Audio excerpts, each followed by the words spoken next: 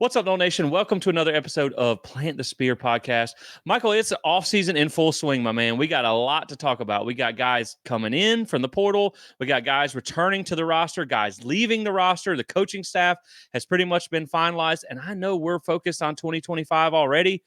There's still football to be played this season. The playoffs are starting this week as we're recording this on Friday. So we're going to finish this episode off with some playoff predictions for you guys as well, just to kind of have some fun with it. But yeah, man, a lot to talk about. It's been a very active offseason so far. I mean, obviously we had to go through the hiring processes. There's almost 2,000 players that have entered the portal. Now, Florida State's got a lot on campus, offered a lot. There hasn't really been, it's been kind of slow on the commitment front. Yeah. But we got some names to talk about here. So yeah, man, a lot going on and excited to get into it. So, before we jump into that, how are you, my friend? I didn't ask you a thing. I didn't say thanks for joining me. I got it right this time.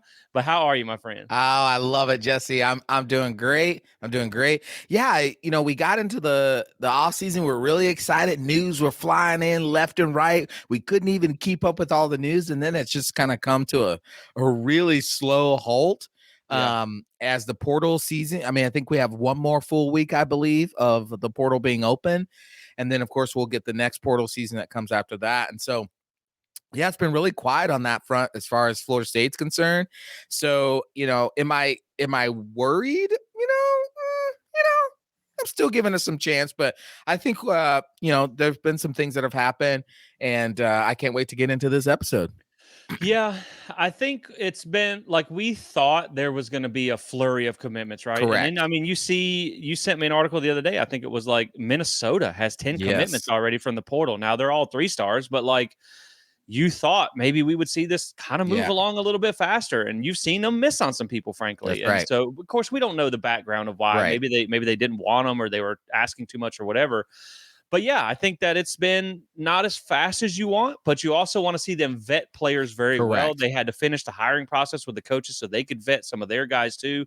Obviously, there are some names that we expect to probably commit within the next week or so. So hopefully that'll kind of speed some things up. Right. But we do have some to talk about. Now, before we jump into this, Michael, let me bring you a quick word from today's sponsor, and that is Alumni Hall FSU. And look, they have a lot going on right now that you don't want to miss. So first off, the most recent news is they just launched an Alumni Hall app. So now the ultimate Seminole shopping experience has gotten even easier. So you can do it right from the app. They have rewards, the Hall Pass rewards, where you can accrue points and take it off future purchases. So that would make that even easier. They currently still have their 30% off sale running through Christmas Eve. That's code Seminole30. So make sure you hit that up shopping online. And as if they weren't doing enough, they're currently running a $1,000 giveaway to stock up on merchandise. Wow. Now, Mike, that's $1,000, dude. Come on, I'll take it. You could get some pretty sweet gear for $1,000. So make sure you head on over to alumnihall.com, navigate over to the FSU page, check out that sale, go download that app, and don't miss out on that giveaway. It's free to enter, so there's really no excuse not to. But Michael, let's get into these portal moves now. Let's first talk about some of the roster movements from an internal perspective, because it's not all been from the portal. First off is a couple that are on the outgoing thing. Now, Michael, they say faith will move a mountain. They do. I don't know if it'll move a mountain, but it dang sure moved Pat Payton to the portal.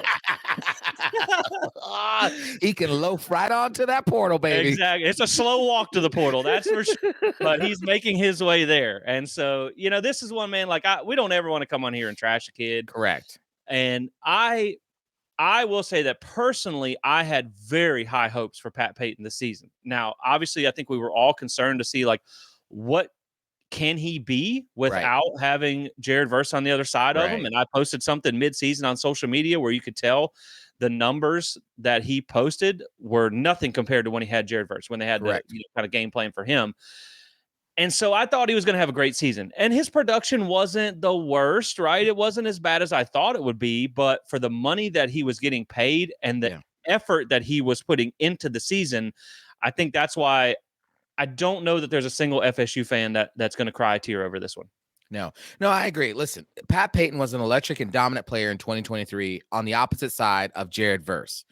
You saw that. You saw that teams had to think more about Jared Verse, which allowed Pat Payton to get into the backfield. But he wasn't dominant sack wise. He had 7 Right. sacks in 2023. Where he was so pivotal was in pass deflection, was in making the quarterback change his launching point for passes, because that long lengthiness of Pat Payton was going to be a disruptive problem. And so you thought with MJJ Jr. on the other side that Pat Payton could expound and grow on that season. Now, again, like you said, his stats weren't that bad. He had 38 tackles, 4 sacks, but 0 pass deflections this year. That's not what has us most disturbed by Pat Payton. It's Right. the loafing. It's Yeah. the being completely blocked out of the play and not showing any effort to get back into the play, or having a guy run right by you and you just see him slowly reach out his hand, and then once it's gone he stops running and stops playing. It's that kind of effort after the offseason in which you bent Florida State over backwards to make them pay you more because you were a big time need, to not even show up that way this season. Yeah. So it's not that we hate him. We think he's a good kid. He's a good player, but maybe just he needs a different Yeah. environment to be a part of. Yeah, and I mean, he's the ACC Defensive Rookie of the Year as a Right. freshman, so I think he's got a lot of potential. You know, the Yeah. physical tools are there. It's just I think he's got to find himself from a Right. motor perspective, right? And so I I don't really I hate making assumptions, right, Right. about certain situations that I don't know the ins and outs of, but I do think he is probably one of the ones that money actually went to his head, right? You know, Mm, it seemed that once he got yep. paid, man, he wasn't, and I know the Jared Verse thing is there too, Right. but like Could there be. was just no effort. And Yeah. so, and I also think this may be a good for the culture, right? Yeah. Because, I mean, Marvin Jones Jr. hit the portal too. Like you threaten these guys with hard work, and they were up out of there with the quickness. So, they ran harder for the portal than they did all season when they heard hard work was coming. That's So, right. it is what it is, but we wish him success, We at do. his next step. I'm just not mad at it, man. I Yeah. think he can be replaced easily there. And we're going to talk about one of the guys that is coming in to replace him already that committed to Florida State. The other one here is DJU declared for the draft. Now, I don't know if that's going to be a first round pick by McDonald's or Burger King or what the drive through draft. I'm just kidding, guys. Tongue in cheek. We're just having some fun with it today. Uh, I don't know where he's going in the drive-through draft, but he does declare for the draft. We had talked about on the last episode that you had Castellanos, but the elephant in the room was DJU. What was he That's going to right. do? Because we hadn't That's right. heard anything either way. So he does declare for the NFL draft. So now you get some clarity around the picture that is your quarterback room for 2025. And so again, I'd make jokes about DJU. Look, he came here, he did his thing for half a year. We wish him nothing but success. It was a failed Yeah. experiment, but we at least have an answer now. That's right. Yeah, listen, I don't know. He might be a first round draft pick for a treadmill company, because the boy looked like he was running on a treadmill most of the time Yeah. at 1.5 speed. Outside of that, I'm grateful for DJ coming to Florida State and trusting Mike Norvell and trusting this fan base to try to help lead. It didn't work out. He came here under the assumption that they were going to be able to run the ball. And I imagine if they could have ran the ball, if they had a competent offensive line, a lot of what we saw this season wouldn't have happened. I'm not saying we would have won 10 games. We definitely wouldn't have only won 2 games, right? Right. He came in under that. That didn't work out. At some point along the way, he also got injured. That played a part. At the beginning of the year, our receivers didn't set. There were so many factors that went into this terrible season. And honestly, I would think that DJ was this much of that factor, because Yeah. the offense was built to have a quarterback that could manage it. And he managed that disaster the best he could, even though he was a part of that disaster. And so I just say, thank you, DJ. Good luck in the NFL draft. And if you don't make it, I'm sure there's some car dealerships that would love to have you. Hey, my man can manage a McDonald's all day long. All day long. But the next one here is actually some good news, because we have someone coming back, and that is Daryl Jackson withdrew his name from the NFL draft and is coming back for another year. Now, I know some people are going to be a little bit hit or miss on Daryl Jackson, right? Because he was one of the ones that kind of was grouped in that, that small grouping of players that held FSU up for money, that got paid a lot, kind of loafed a little bit here and there. But, really when you look back at that whole group, I think the two defensive tackles that you had were pretty good this year. Now, Daryl Jackson did not start out well this year, but after about the third or fourth game of the season, he really started to come on. He really started to have a good season. And at the end of the day, man, 6'6", 350 just ain't walking in that door every day of the week. Right. And so, you go to a 3-3-5 primarily. Of course, we know this defense is going to be multiple. They're going to run a 4-2-5, a 4-3 in different sets like that. But in a primarily 3-3-5 defense, this is an ideal nose, right? I mean, this guy, he can wreak havoc up front.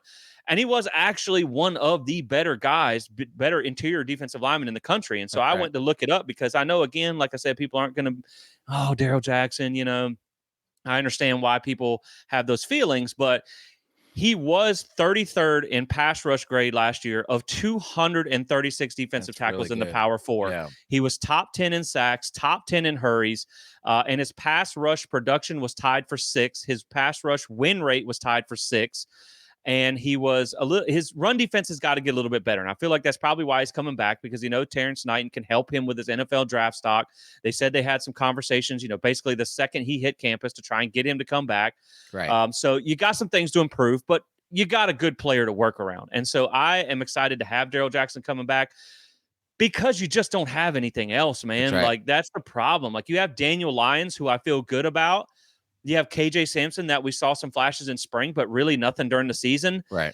You don't really have anything after that. Like, you're going to have some of these defensive linemen, you're going to have Kevin Wayne. Like, hey, dude, you might have to play this year as a freshman. Right. I still think they need to go get a couple guys from the portal, and we'll touch on that later on your defensive line position. But I think this is a net positive to get a guy of this size and this experience back on your roster. And one other thing that I will say is I'm kind of surprised he came back and you didn't see Josh Farmer come back. Which I understand that, and he did this before Pat Payton hit the portal. And so the fact that he's going to be here kind of without his friends, that grouping from Miami, is a bit surprising for me. And so what I hope they achieve by that, right, is I'm hoping that you see him come back for 1 year and just like, look, man, I know this is my money year. I know I got to improve my draft stock to make it to the NFL. There's no more effing around. There's no more worrying about NIL and money and all this stuff. I got to go get mine this year. And there's no distractions. None of your buddies are hanging around, being a bad influence or anything like that. So that's something that crossed my mind when I did see everybody else leave, but he still came back, because it could have been easy to be like, oh, all my buddies are going to the NFL. I'll go too. Yeah.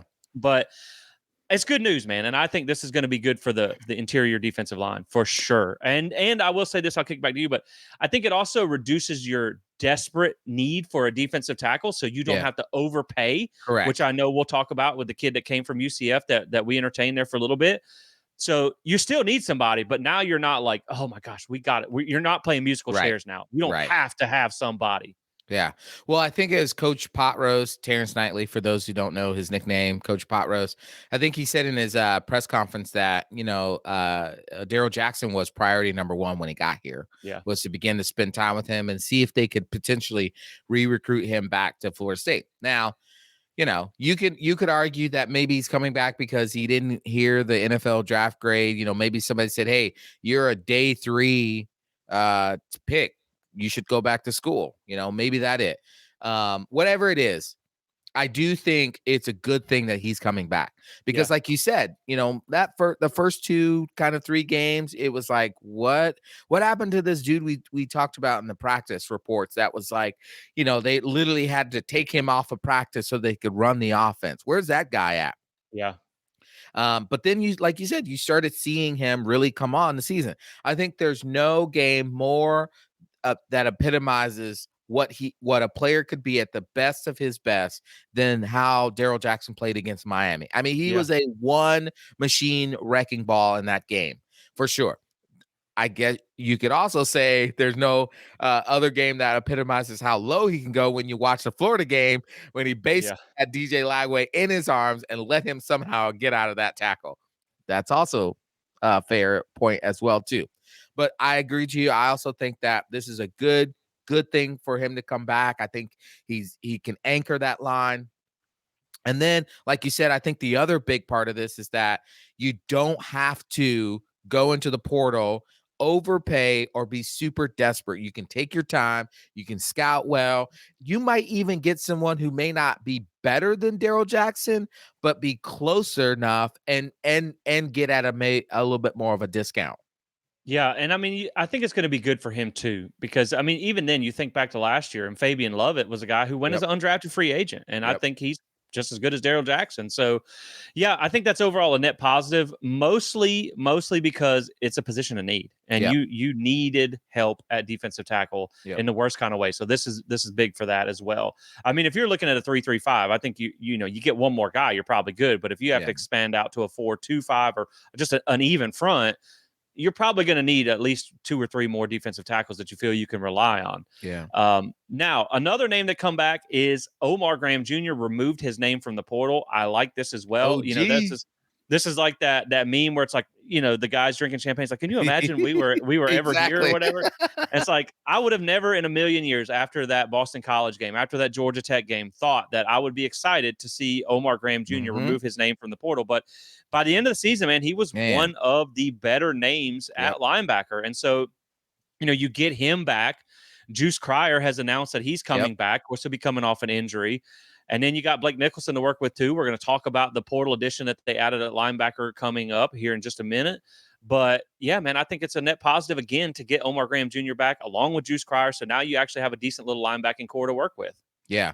No, absolutely. I mean, listen, I like you said, I thought Omar Graham towards the end of the year was like, man, where has this been? Like, it finally clicked for him. Now, whether that was Randy Shannon or just him, who cares? He really started performing at a much higher level than he had been before.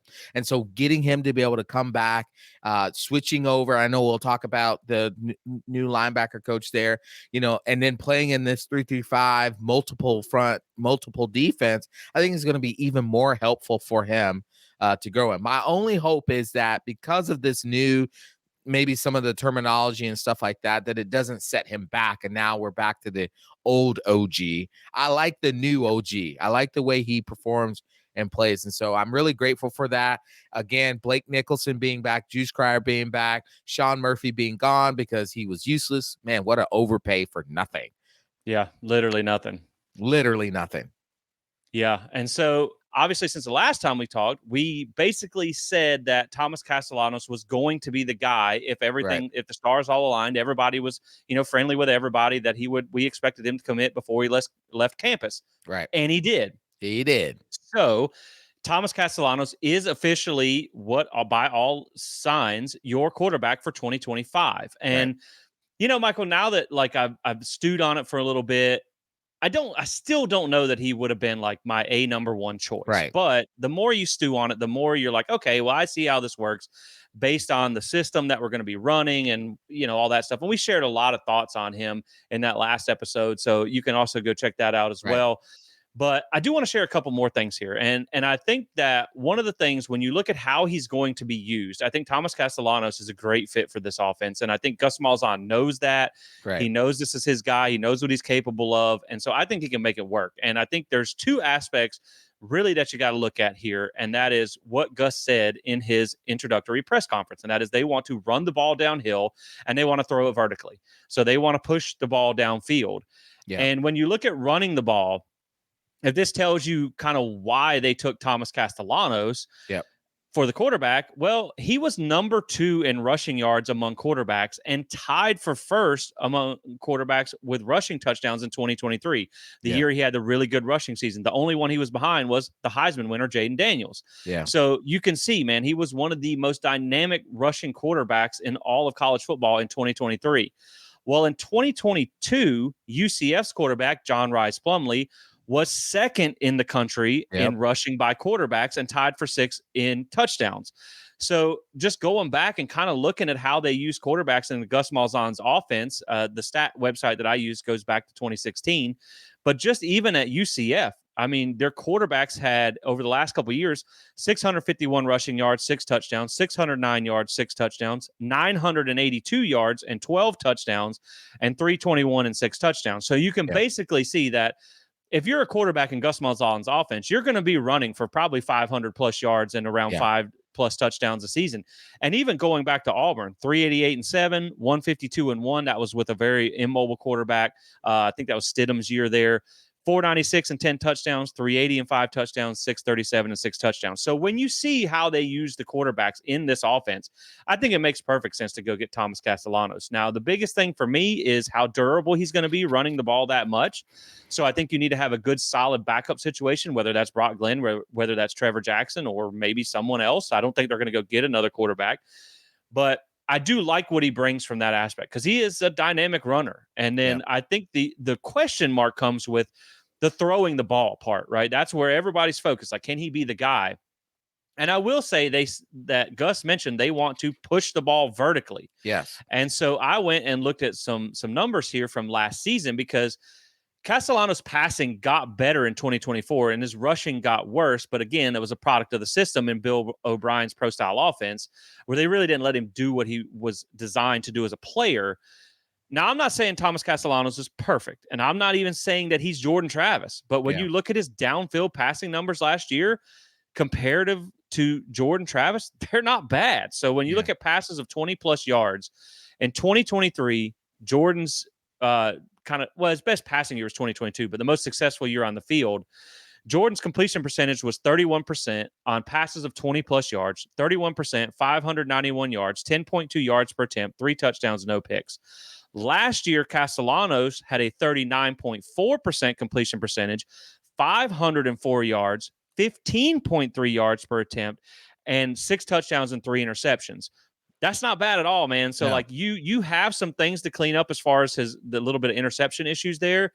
I think he was actually second in quarterbacks in Power 4 in the amount of throws of 20-plus yards. So, I mean, all he does is throw the deep ball for the most part. But yeah, I mean, he can run the ball and his vertical passing is not as bad as people might think it is. Yeah. And so I think he can do very well here. And one more thing I want to touch on before I kick it back to you is in the throwing aspect is I think there's a misconception that Gus Malzahn's offense is essentially a triple option, right? We are not going to throw many forward. We're going to throw like 2 passes a game. We're not going to be able to sign any good quarterbacks. We're not going to be able to sign any good receivers because they don't pass the ball too much. This is going to come up here in just a minute when we start talking about some other guys like Deuce Robinson that Florida State's looking at as well. And so I went back and I looked at something because Florida State, let's be honest, man, we haven't had a great passing offense in a while. And so if you look at in a season where you have more than one receiver go for 500-plus yards, UCF, or let's rephrase that, Florida State has had multiple 500-yard receivers in 3 of the last 9 seasons dating back to 2016. Gus has had multiple 500-yard wide receivers in 6 of 9 seasons dating back to 2016. So the notion that they don't throw the ball, I mean, even in 2023 at UCF, they had a 900-yard receiver and an 1,139-yard receiver. We've only had 1,000-yard receiver in like 10 years, and that was Tamori Terry in 2019. That's right. So I think that while, yes, this is going to be a very, very rush-heavy offense, let's not act like we're not throwing the ball. Yeah, I mean, keep in mind here, you talk about attraction by wide receivers. I mean, didn't Megatron come from a triple option team? Exactly.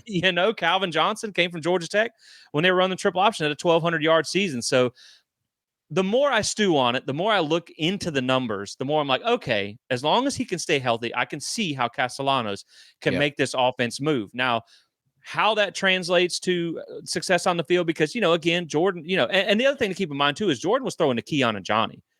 We don't even know who he was throwing. We talked about this the other day. Name a Boston College receiver. You can't.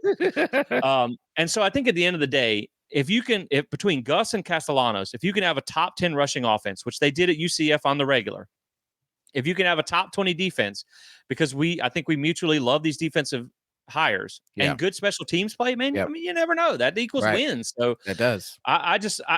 I understand the take, and I'm actually more in favor of it now than I was to begin with. I don't think he's going to win the Heisman, but I mean, again, like if you could get 2023 rushing with 2024 passing. Yeah. That's essentially what Nick Marshall did Yeah. at Auburn Yep. back when they went to the national championship. So I'm just saying, let it play out, man.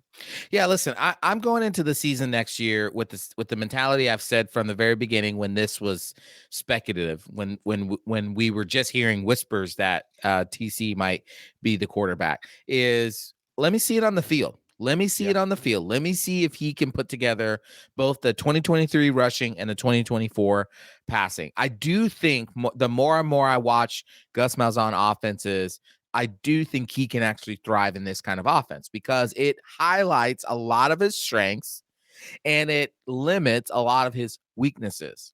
Yes, it's not just going to be a ground and pound and maybe 2 or 3 passes per game. No, they're going to throw the ball. They're going to throw the ball. It's just that it's not going to be as many of those little 1 yard cloud, 1 yard, bubble routes, wide receiver screens. You're going to see some of that, but you're going to see passes more so 10 yards down the field or more. You're going to see passes over the top because he's gassed you over and over again for running, and now you're bringing your linebackers up, which leaves the middle of the field exposed. You're bringing your safeties down a little bit to help with that run, and now he's got single coverage outside, and so we're going to hit you down that. That's what you're going to start seeing is the middle of the field get used a lot more, and the down the field shots become a lot more. Listen, again, Florida State fans, think about this. The offense that Jordan Travis ran in 2022, okay? Because 2023, remember, they couldn't run the ball very well. So go back to 2022, look at that offense, okay? And imagine that 2022 offense with Johnny and Keon out wide, okay? I would say that's 50% of what you're going to see next year going forward. Yeah. Because hopefully you get the offensive line set up. You're going to have your running backs. They went crazy with 6'4", 6'5" wide receivers, really big wide receivers. Because again, Jesse, you remember I was complaining all last season. Why do we have Ja'Kai Douglas blocking for Hakeem Williams? It should be the other way around. Why are we doing this, right? So you're going to see those big kind of wide receivers that they're blocking. Corners are coming up tighter. Safeties are coming down. Linebackers are coming close to the line of scrimmage. And then, boom, now we got a 10-yard, a 15-yard, 20, 30, 40-yard. You're going to see passes, but you're going to see it strategically within the offense of this. So for me, I do think he's a good fit. Am I saying we got 7 guaranteed wins next season with him? I don't know. I'm not going to – I've learned my lesson with DJ and all like that. I want to see it on the field. But yes, I do think after watching the offense, he is a much better fit than what I originally had assumed. Yeah, and I like what you said, your point to where it was kind of like, okay, well, if you could get the rushing offense of 2022 with the deep shot offense of 2023, that's kind of where you're expecting to be next year. Yes. And while you were saying that, I was just looking it up, and UCF under Gus and Florida State under Mike Norvell over the last about 3 years, your passing attempts per game are within 1 or 2 every single year, 28 to around 32 attempts per game. So you're going to see him throw the ball just as much as you probably did Jordan or any of the other quarterbacks that have been here under Mike Norvell. So, you want to see that aspect too, but man, that running game is going to open up so nice. much. And so I am excited to see that. And, you also shorten the game a little bit there, which helps your defense. So, but let's talk about some other guys here that are going to be joining him. Some more portal additions that we have that have put their name into the hat for Florida State so far. And Michael, look, there can be 1,000 pieces of news that break in a day. The one piece of news that's always going to catch my attention is an offensive lineman has committed to Florida State. Come on now. What Come were on. you? Wait, what'd you say? Just sing that to me real quick, because we need all the ones that we can get. Yes, and so Florida State, man, by all intents and purposes, I think got a good one here. And that is 6'5", 330-pound Vanderbilt transfer Gunnar Hansen. Come on now. So this guy comes in with 35 career starts in the SEC over 3 seasons. He redshirted in 2021. He has over 2,100 snaps total in college. He's played both left tackle and right tackle. Now, he does have a little bit below average PFF grades, but, PFF grades, they do get a little murky on the line of scrimmage because the graders don't always know what the assignment was by that offensive lineman. Now, what matters the most is he only allowed 1 sack in 344 pass Whew, snaps come in on. 2024. And that's, again, playing in the SEC against some really daggone good teams. And I looked it up just for comparison's sake, and Darius Washington allowed 7 sacks last year at your left tackle position. So Yeah. that's a good swap all Yeah, day long for me. absolutely. And so, like, now, to be fair, you need a lot more, and there Right. is more coming. I think we're going to talk about this in a minute.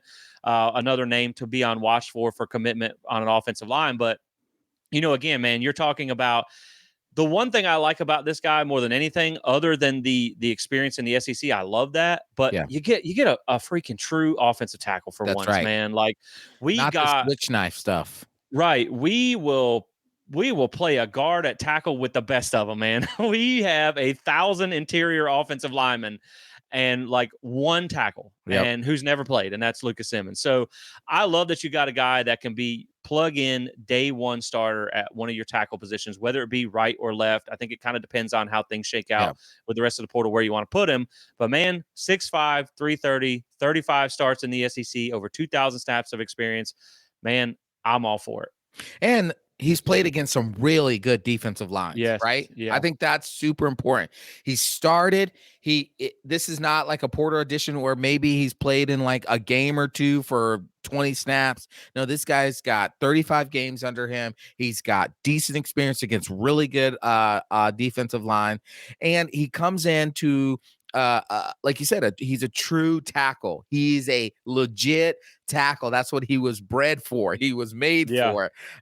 This is not some switch army knife thing where we're pulling a former D lineman and say you're gonna play tackle now. Like, I really love this. Again, man, the more Florida State can do this, the most important thing right now they should be focused on is that the trenches, offensive line. Honestly, if you want to do an expose of the season, you'd start right there at the offensive line. What was billed to be the best offensive line in Mike Norvell's tenure ended up being the absolute. Get this, Jesse. The 2020 offensive line was better than this offensive line, and that Yeah. was an atrocious season. Yeah. And so, yeah, the more and more we can get more of these offensive linemen that are true to their position, who all have had great starts. Remember, we said this, man. Can we go find some more Dylan Gibbons? That's what we Right. need more of. Right. And I like it because you're not taking a Power 5 guy who, like Terrence Ferguson, who's a backup and didn't Right, play at Alabama. right, You're not necessarily taking a guy like Jeremiah Byers who played a lot, but it was like Conference USA. right. Like, you're getting a guy, and I know Vanderbilt is not the top tier SEC program, but this is obviously you're getting him from the best Vanderbilt Right. team that's existed in the past 10 years, That's right. which is nice. But, one offensive tackle isn't going to make or break your team to be Right. better. There's a lot that goes into that. But again, you're talking about a guy who, like you mentioned, week in and week out is going against some of the best defensive lines in the country. So, That's right. man, I absolutely love this addition. This was huge for them. I think they got a lot more to go, but this was a great place to start up front on the offensive line because to me personally, and I know we're going to get into this when you look at, kind of the names to watch and the remaining needs that we feel like, I think you should take basically a brand new offensive line and then some. I would agree. And if any of the guys on your current roster pan out, great, that's a bonus. But you basically took a new starting 5. So let's talk about the 2 more commitments that they got on the defensive side of the ball, starting with linebacker Stephon Thompson, formerly of Nebraska and Syracuse, started at Syracuse, followed Tony White over to Nebraska, 6'1", 240, another experienced Power 4 guy with 22 Power 4 starts, 1,661 snaps of experience. He's a 6-year guy coming into this year, so he's got a ton of experience there. He's had a 70-plus PFF grade in 4 of the 5 seasons that he's played in college. One of them, I think he might have been injured because he didn't hardly play at all. I think he only played in 1 game. So basically, man, he's had great grades. He's got a lot of experience. This is how wild the portal is, right? When I was going to make his recruitment graphic or his commitment graphic, his 2023 highlight tape on YouTube, the cover was him strip sacking Boston College quarterback Thomas Castellanos. And now both of them are playing together at Florida State. This makes no sense, man. But I like it. You get exactly. He was great at Syracuse. Didn't really make a huge impact at Nebraska, but he did play. Yeah. So, man, at the end of the day, I think this is a guy that, again, like we talked about, comes in. He's got experience at the Power 4 level. He's familiar with the defense Yeah. that you brought over from Nebraska, that coaching staff. And so I think this is a plug and play day one starter at a position where, let's be honest, you need guys that elevate that room. Right. And I think that's what Stephon Thompson does. No, I agree. I think, yeah, he does. He brings that. I think one of the benefits of having him, not just the day one starter, not just the elevated room, but the ability to know what this defense is. You're not teaching it completely to your starters from scratch. He can actually help the underclassmen learn this, or the players that are behind him who haven't played in this defense. He can communicate to them in such a way that the coaches cannot. So I think that's going to be huge moving forward. And then, of course, yes, the presence on the field, the know how to make the calls in that defense, to be able to read and react without having to think so much because you've been running this for a while. And again, I mean, Nebraska was a top 20 defense in the country. And while he didn't have a super, super productive season, he was a big part of why they were able to be there. And so if some of that, or hopefully a lot of that, all of that can translate here to Florida State, this will be a great addition. Plus, he can speak Coach White. And I think that's a big thing for translation to the other players. Yeah, I think this would be a guy to watch, to be your quote unquote green dot guy. Yeah. The guy that wears the helmet with the mic in it. That is your play caller on defense. We saw that with Lundy last year until he was injured. Like you said, man, he's just familiar. He's familiar with the terminology and everything there. So now the other name that they got on defense here, and man, this one I'm really excited about. I think this is why I'm not so worried about like a Pat Payton going to the portal or anything like that. Obviously, you need to fill some spots here, but you get James Williams, edge rusher from Nebraska. Now, 6'6", 250, was not a starter there, but this is one of the most efficient, I guess you want to say, pass rushers in the entire country. 18 tackles, 7 sacks, 7.5 tackles for loss in only 16 games at Nebraska. He had a 73.5 PFF grade last year, which above 70 is quality Power 4 starter status. He was tied for 53rd in pass rush grade. But here's the thing. PFF has a stat it's called PRP, pass rush productivity. And it's basically, it gauges your hurries, your hits, and your sacks based on how many times you rush the quarterback. Because again, he wasn't a starter. He came in off the bench. Yeah.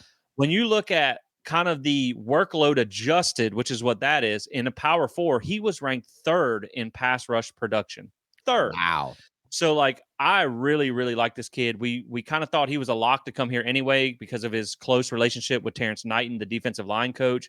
So, yeah, man, I think this is a guy who will step into that starter role. His nickname is the Sack Man. So, like, hey, I love it. I got to be real careful how I word that nickname because, I want to be careful not just walk around calling dudes Sack. But you know what, man? This is one that I'm really excited about, and I hope he gets to expand his workload into that starter status if they feel like that's where he needs to be. Because, man, I mean, again, like when you look at what he does with his opportunities to get on the field, he's one of the best in the game. 3rd in pass rush productivity in the Power 4, man. So I love it. I'm all for that. Well, yeah, this was one that as soon as Coach Potroast and Coach T. White was announced as Florida State coaches, everyone like literally penciled this one in. As soon as he entered the portal, they were like, this might as well just give up. He's going to Florida State. And I couldn't be more excited for this kid. Like you said, 3rd in the Power 4 in the pass rush productivity, meaning that while this guy may not always get the sack, he's always effectual on the play. He's always somewhere around that quarterback, forcing the quarterback off the launch pad, forcing that quarterback to make inaccurate throws or hurrying the quarterback up. Like, this is the kind of guy who's got a lot of heart. When you watch the tape, this dude has a motor that is reckless and unending. Just keep going and going. I mean, I'm not calling him Jared Verse, but he has that Jared Verse like motor where he's just fighting and doesn't give up.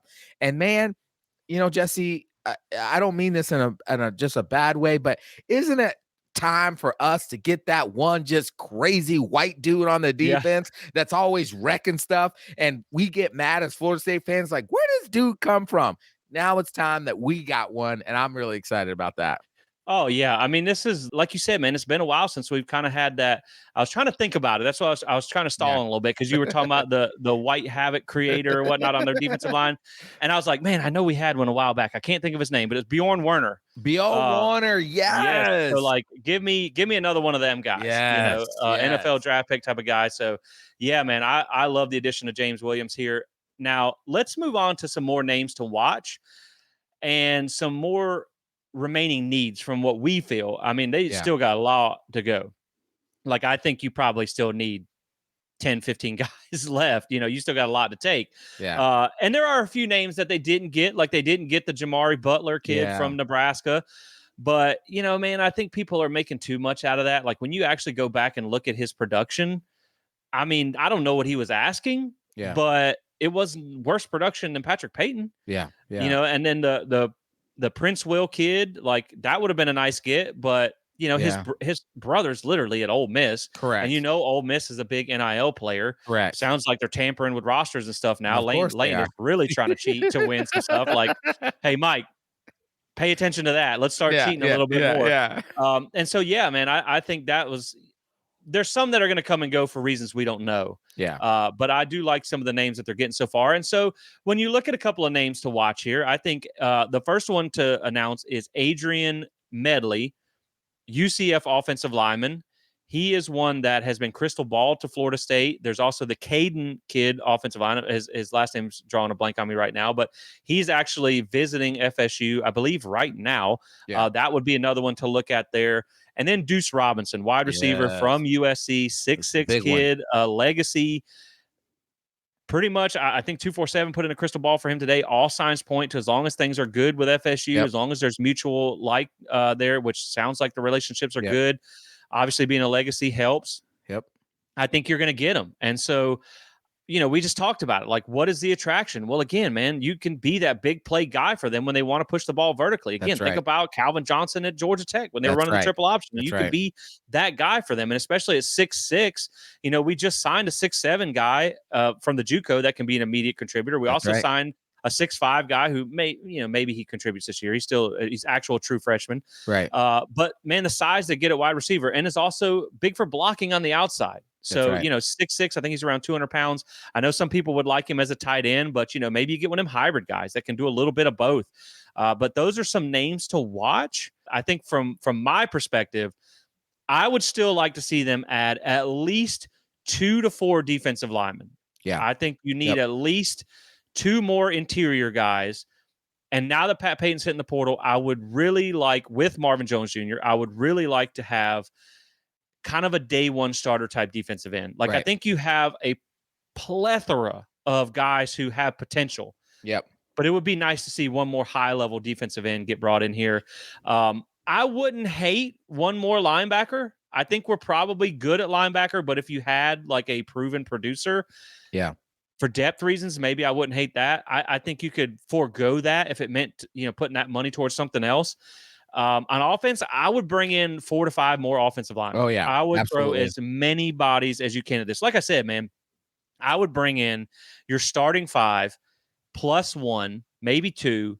And then if guys like Richie Leonard or Andre Otto or any of these guys that are currently on your roster are able Yep. to be part of that for Yep. 2025, that's just a bonus. But Yep. you've got 5 to 6 new guys minimum. And I think you got a really good chance of getting 3 when you look at the Vanderbilt and the 2 UCF guys. So they're going to have to Yep. go find some guys. Yeah. I would like someone who could snap the ball consistently. That would be That's nice right. too.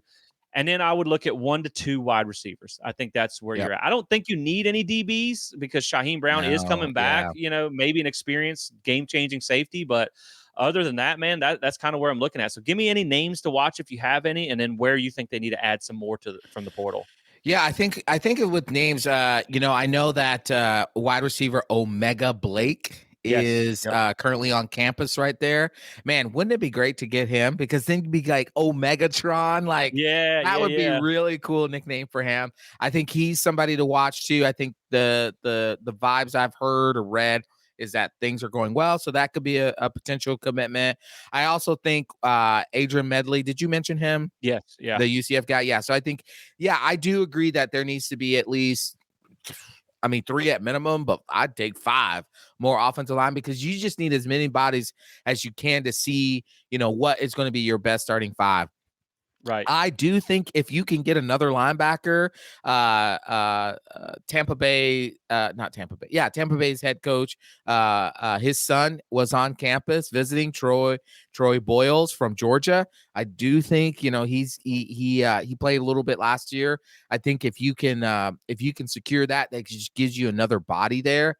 And then of course I think Deuce Robinson. Now here's the thing though, Jesse, I'm both excited and leery at the same time. Yeah.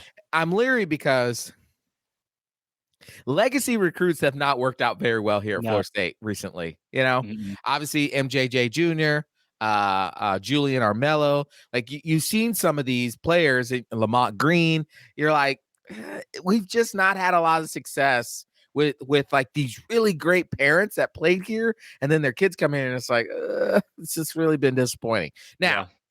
Now, Deuce Robinson has had a pretty decent season. Obviously, remember I lived out in California, so I followed along with USC to see how they were doing and stuff. He's done well.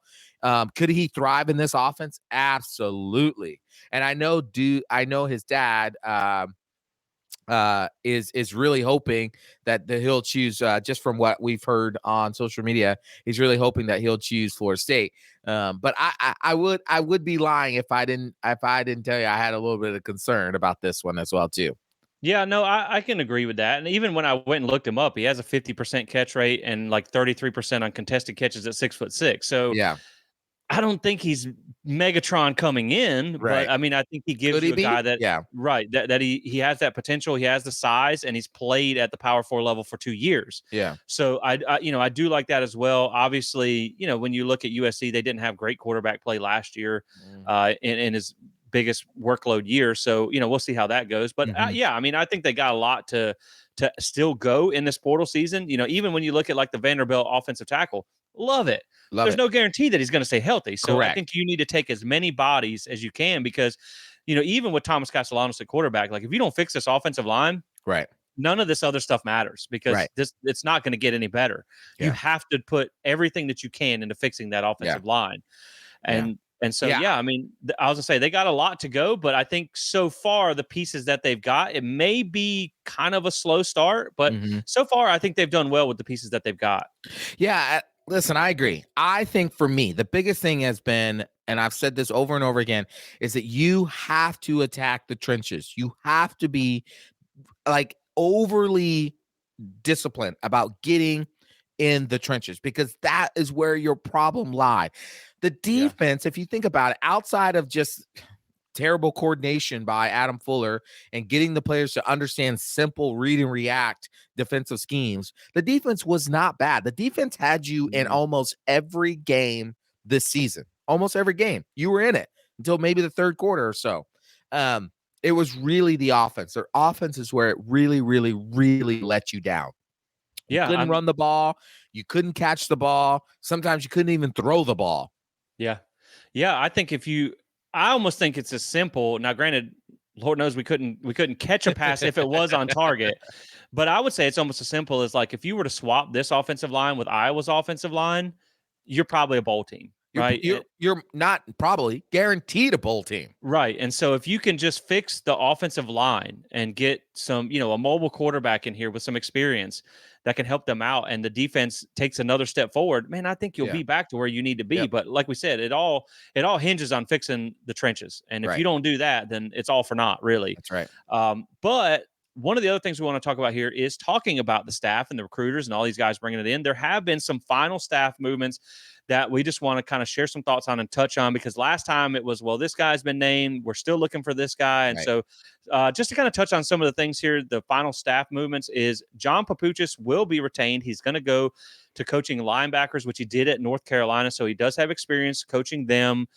And he's also going to be coaching alongside Ernie Sims, who will be kind of the associate linebackers coach there, which I love, man. I love keeping Ernie Sims around here. I think he's going to be great for this program. I don't know how influential he was in the linebacker play getting better last year, but it did get a lot better throughout the season. I also like that JP's going to be, I had even said this before, like I think you need to find a way to keep JP just based on his special teams Yeah. ability, because man, that guy can scheme it up. Like Yes, he can. if he notices that like the left end doesn't tie his shoes twice before he gets on the field, we're going to block an extra point or something, or a field goal. And we will surely block 3 field goals in that That's game. So right. like That's that right. man is a special teams sorcerer. So like I love keeping him in that position as well. The other one here is Tim Harris Jr. has been announced as the wide receiver / pass game coordinator. Yep. I was a little kind of back and forth on this hire at the beginning, but Yeah. I kind of do like it. Now, I will say that from what my personal understanding is, this is option about number 3. This was not 1 or 2, so that Right. is worth noting. But Yep. I mean, he does come in with a lot of OC experience. He was the OC at UCF last Yep. year, and then he spent 1 year down in that dump in South Florida, coaching the running backs, and they had a good season. I think they Right. averaged around 176 yards per game on the ground there. Before that, he was at UCF as the co-OC for a couple of seasons, and then before that, he was with FIU, Florida International, which is down in South Florida, and he was actually there. He was their OC there when they actually had some success. Now, that's not a very good program. It's hard to win there, but they actually had some offensive success, kind of like the best in school history while he was Right. offensive coordinator. He also was a high school coach, I believe, at Booker T. Washington down in South Florida. So, man, the biggest positive for me with this hire, Michael, is the South Florida ties, hands down. Yeah. Like, I feel like this is a almost straight recruiting play. Now, I know he's also big on blocking on the perimeter, which is huge, and why you're getting size. Obviously, when you put together some top 10 rushing offenses, a lot of that is because of your perimeter blocking. So that's going to be important as well. But I think this is big for recruiting. The one holdup that I do have with this is when Florida State put this out, and they do like a little bio for him and whatnot.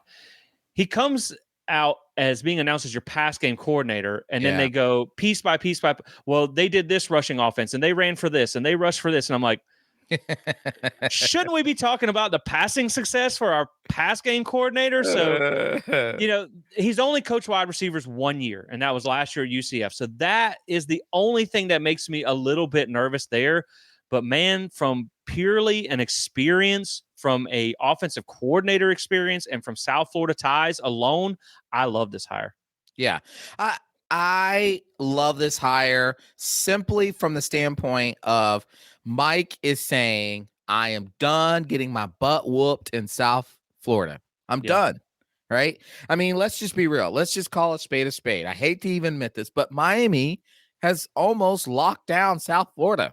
It's hard to get a player out of there now. So credit to Cristobal and that staff for locking down their backyard. But man, I mean, all of Florida is a fertile recruiting ground, but that is like the fertile of fertile recruiting ground. And now we literally have on staff Patrick Surtain. I know we're going to talk about the other one on the defensive side. And we got Tim Harris Jr. And we got Tony White that has experience in South Florida. We got all of that. We keep Odell, who really loves that DMV upper area of Florida, Georgia area, right? Like, to be able to now have a recruiting prowess that allows us to have a better opportunity to get into those relationships early on, to get into those doors that were really hard for us. What I would imagine, hopefully, is that this will hopefully begin to end the signing day flips, the big ones. Not the small ones, the big ones, because we have these really ace recruiters that are on staff. And again, the thing with Tim Harris Jr. that I also agree with you as well, too, is thinking like, okay, this dude is coach wide receiver one time and he's supposed to come in and help us pass. Okay, sure. So in my mind, I guess I'm not seeing it as much from the coaching and development standpoint, because I'm assuming that whoever the assistant wide receiver coach is going to be doing a lot more of that. You have the luxury now that your wide receiver coach doesn't have to be a great developer. They just got to be a great recruiter and a great motivator, because you can hire an assistant coach who's up and coming, who's better at developing a wide receiver at this point in time. So that's where I'm seeing the benefit of this at. Yeah, and I think you bring up a good point that I was going to talk on right after you finished, was the fact that I think that's the way to approach it, right? Like, how much was Ron Dugan's, other than teaching them how not to catch the ball, how much was he teaching them to catch the ball? Right. I think with a wide receiver position, yes, there's going to be nuances of the game that you Right. can teach them at the college level. But realistically, how much are you teaching Jeremiah Smith to go Right. catch the ball? Exactly. Probably not at all. But you have to go get Jeremiah Smith. So, like, Correct. if you have a wide receiver coach that can go out and get you dudes and actually close on them and keep them in your class, Right. probably not a whole lot of coaching that needs to be done there anyway. It's Right. more about talent acquisition And than it is. talent motivation. Can you motivate the Right. talent you get? Exactly. That's more important than teaching a guy how to put his hands out in front of him and catch the Right. ball. And so I think that will be good for the staff as well. So, I mean, you've heard good things about him. So, Yeah. we'll see how that plays out. One other thing to quick touch on, Kevin Johns, which we thought, maybe was going to come to Florida State, follow Mike Norvell, who they worked with in the past. I saw he's rumored to go to Oklahoma State and not FSU. So, despite the quarterback coming over from Oklahoma, he is not coming over from Oklahoma. One other hire that has been announced is Devin Rispress is hired as an off-field recruiting staffer after 2 years at Colorado, coming back home to the state of Florida. They didn't do a whole lot of great recruiting up there at Colorado, but they did get a lot from the portal, and they have signed a couple of big names there. So, you know what, man? I think if nothing else, the one thing is, like, he has seen the sideshow that is Colorado, right? Yeah. And so I Yeah. think he can kind of be like, maybe modernize a little bit of the Yeah. recruiting a little bit. Yeah. You talked about this on a previous show where, like, look, I don't, or maybe it was another one, but either way, I don't love the Lambos lined up in front of the practice facility, but the kids do. They And do. so maybe this helps you get on that page, right? Yep. Maybe this brings some Louis luggage, Yeah. down, Yeah. down Yeah. to Tallahassee. So, I mean, we'll see. We'll see how it pans out. But that's another hire that has been named for the off-field recruiting staff. Yeah, I mean, I actually kind of like this hire. I did some digging into this guy. He's really connected in that again South Florida area. Really, really connected. With that, he has previous relationships with the other South Florida guys that are on our staff. But like you just mentioned, and I literally was going to say that. Here's the thing. I mean, let's just use one potential transfer portal player. We talked about this in the pre-show. The Hunter kid, Lee Hunter kid, that was at UCF, stopped by Florida State for a hot second, and then was like, I'll be back on Friday. What happened? That boy went to Texas Tech. He got supposedly, this is the rumor, he got $2 million, and they had a Lamborghini waiting for him that was his on arrival. Okay. Now, this guy, he knows all that kind of stuff. He's in the homes with those families. He's hanging out at the cookout, right? Talking about how you dreaming if you got a couple mil in your pocket, what you do with it. So he can come back and say, hey, this guy's coming. We got to be ready for this, right?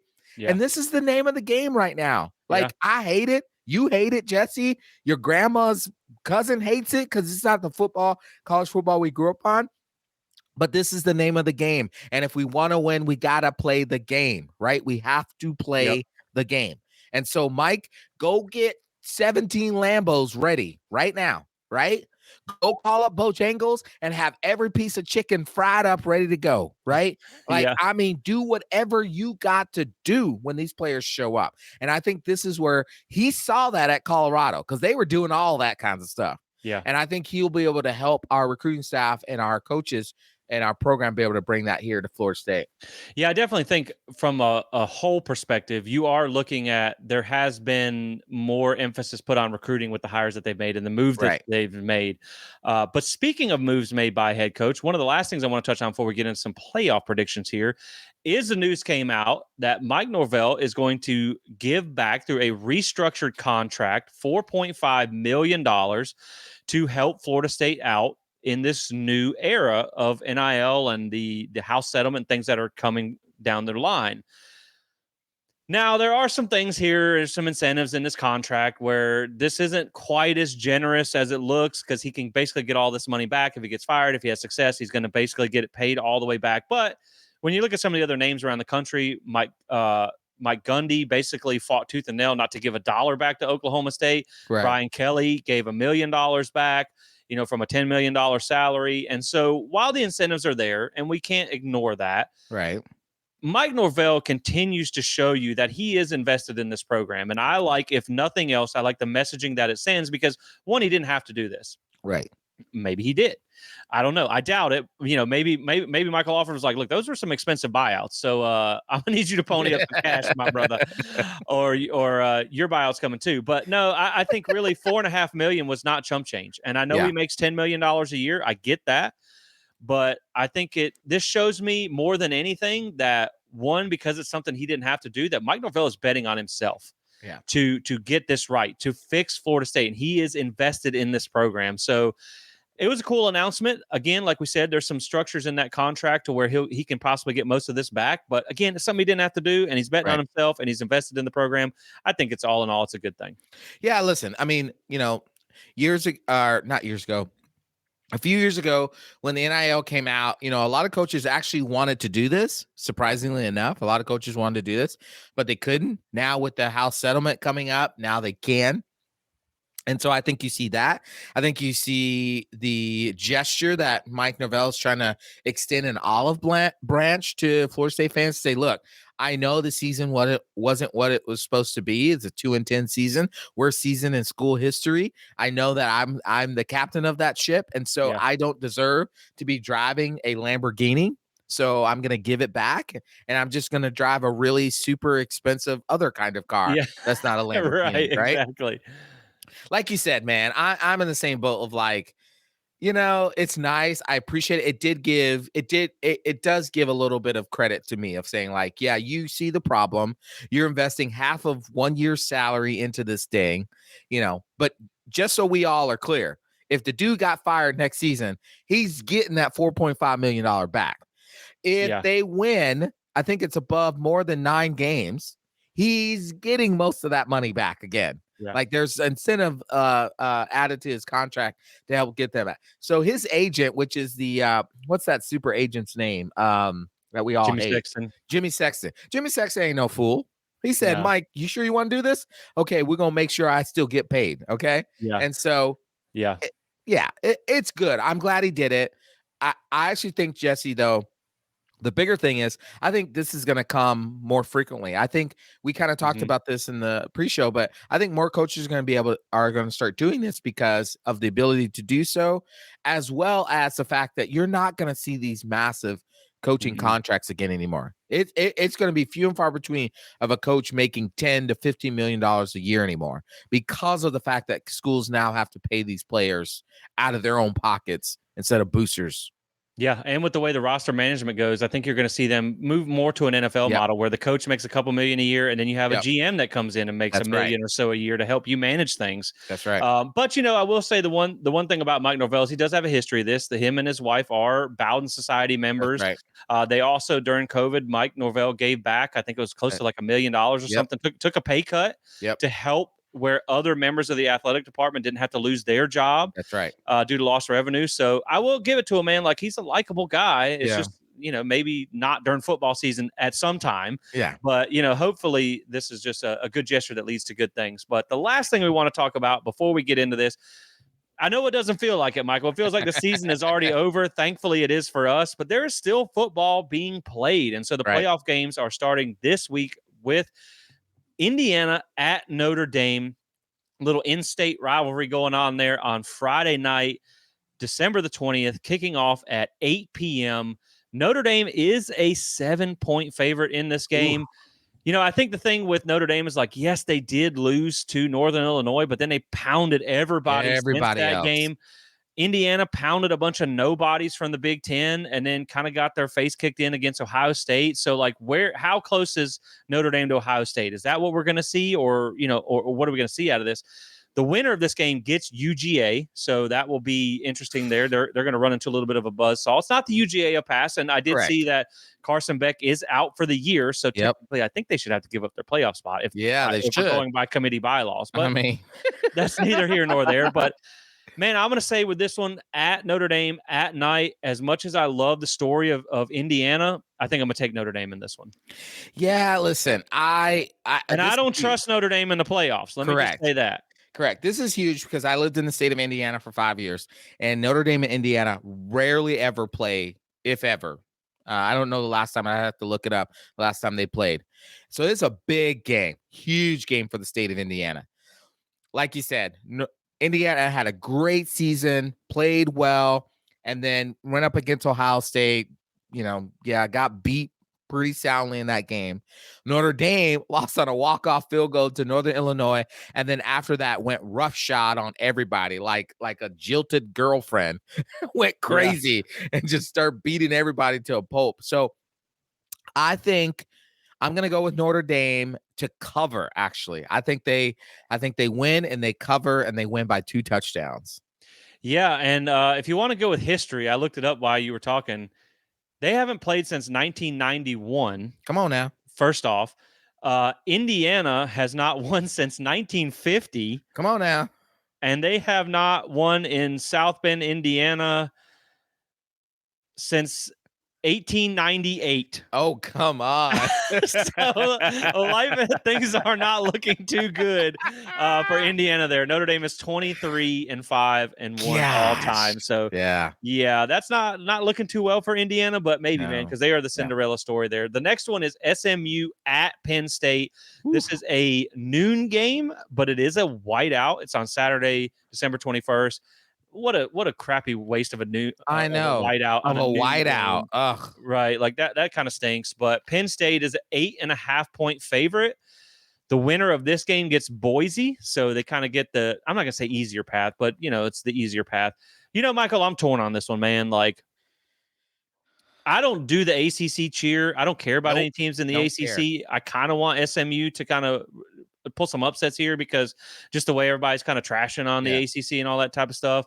They might be my ugly cousin, but they're still my cousin. I think going on the road to Happy Valley in front of 100,000 people during a whiteout is going to be tough. Yeah. Penn State, man, if there's one thing in life I don't trust, it's Penn State in a big game. Thank you. And SMU has a ranking by their name. Thank you. A number by their name. So, man, they just lose every game. They lose every game. So, like, my head tells me to take Penn State in this one because they're at home against SMU, kind of the unlikely team, and they lost to Clemson. Yep. Man, give me SMU for the upset. I still think I think Penn State will probably win the game, but just for S's and G's, I'm gonna take SMU in the upset. Wow. Okay. Yeah, I absolutely agree with you. What a complete waste of a whiteout, one of the most iconic game situations in the country in the history of college football. I wish this game was being played at night. If it was being played at night, I would say Penn State all the way because that whiteout is it's a bucket list of mine to go to a whiteout game at Penn State. SMU is ranked 11th. Penn State, I don't know, you can look it up, in the last several years against top 15 competition, it has to be a terrible under 500 close to the record. Worst. Yeah, close to the worst. I also don't cheer ACC, SEC. I don't care. I just want Florida State to win. And so for me at 8.5, since Penn State is at home, I'm going to take Penn State with the win, but I'm going to take SMU to cover that 8.5. I think it's a close game. Yeah, SMU for the upset gets a confidence level of about 1 for me. I just don't trust Penn State at all in any kind of big games. Now, it is funny, you talk about that noon game, and I saw Ohio State when theirs got named at 8:00 at night. They tweeted like a picture of the Buckeye mascot like breaking some handcuffs, and it had like noon games over the handcuffs. So like they finally get free a big noon kickoff, which is one of the reasons I really don't want to be in the Big Ten. But the next playoff game that we're going to talk about is Clemson at Texas, Saturday, 12/21 at 4 p.m. This game is in Austin. Texas is a 12-point favorite. The winner gets Arizona State. Now, Clemson lucked into the playoffs. I think Clemson can play better when they get into the playoffs with some time to figure some things out, rest up, get ready for this game. But again, Clemson lucked into the playoffs. They limped into the playoffs. If it wasn't for, by the way, did you see Clemson signed a wide receiver from the portal? Dabo, come on now. He played heard from the Lord. He heard from I think he played at Southeastern, Northwestern, Mid-South, Left-Right conference. But that's neither here nor there. They took a transfer who wasn't a quarterback. So imagine that. Man, I think in this one, I will say this about Texas. I'm not as high on Texas as some people because I don't think they've really played anybody that Nope. great this year except for Georgia, and they lost both times. Correct. And one time they kind of got beat down at their own place. Correct. With that being said, this is not the Clemson of old. So give me Texas and give me Texas to cover at home. Okay, I like it. Let me go through Texas's big win. They beat number 10 Michigan, who turned out to be a barely 7-5 team. Yep. They beat Mississippi State. They were 2-10. They beat a number 18th ranked Oklahoma, turned out to be 6-6. They lost to Georgia. They almost lost to Vanderbilt. They beat Florida. Arkansas, Kentucky, Texas A&M 17-7, and then lost to Georgia again. I actually feel I'm going to call the upset here. I think Clemson goes on the road, and because here's the thing. Texas in the postseason since the Mac Brown era has not been very good. Yeah. They lost last year in the playoff. They're going to lose again. I think Dabo taking a transfer portal player was a sign from the Lord, and now NIL, they're probably going to start doing NIL now, stands for name, image, in the Lord. Yeah. He's winning. He's winning. I take Clemson in the upset. Wow, that's a bigger one than SMU over Penn State. Yeah. And I will say this, it's not my confidence in Texas that does it. It's my not confidence. It's my lack of confidence in Clemson because they lost to South Carolina. Yep. They creeped their way past SMU in the ACC championship. Yep. They got smoked by Georgia. So I'm not confident. If it was in Death Valley, maybe I could see the upset. But I'm not a big believer in Texas either. I just don't think. Again, now they did beat the brakes off Florida. We'll clarify that. And then the last one here, I think the one that everybody's got circled on their calendar to watch is Tennessee at Ohio State, Saturday, 8 p.m. at night in the shoe. Ohio State is a 7.5 point favorite. The winner gets Oregon, so good luck with that. I did see a thing where I think it was one of the major ticket sites, Ticketmaster stuff. Oh, bro, this is a whole thing right now. Right. They put out that I think over 40% of the tickets have been sold to residents of the state of Tennessee. Yes. So, man, you remember like a few years back when I think Georgia played Notre Dame in Indiana and 80% of the crowd was red. Yep. I think there's going to be a ton of orange up there for that game. I don't trust Ryan Day in big games either because he certainly finds a way to lose them. I think the Michigan game was a real letdown at the end of the season. But, man, in the shoe, in the cold weather of December, I don't know what the weather's supposed to be like in Columbus, but it's probably warmer than it's going to be in Knoxville. I don't know. Tennessee kind of feels like they kind of cruise controlled their way into the playoffs, right? So give me Ohio State in this one. It's going to be, I think it's going to be a close one and a good one, but give me Ohio State in this one. Listen, I have been following this whole ticket thing with Tennessee. I mean, now granted, there's 108,000 people that can get into the horseshoe. Right. I've been there. It's an incredible place to watch a college football game at nighttime too. It's going to be cool. I do not trust Ryan Day. I do not trust Ryan Day in a big game more than I do not trust James Franklin in a big game in that sense.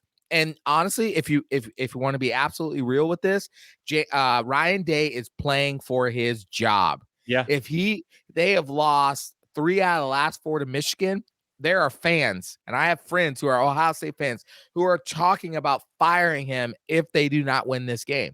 I mean, this is Ryan Day, bro. He's one of the best recruiters in the country, always has a top 5 team, and they're talking about firing him after this.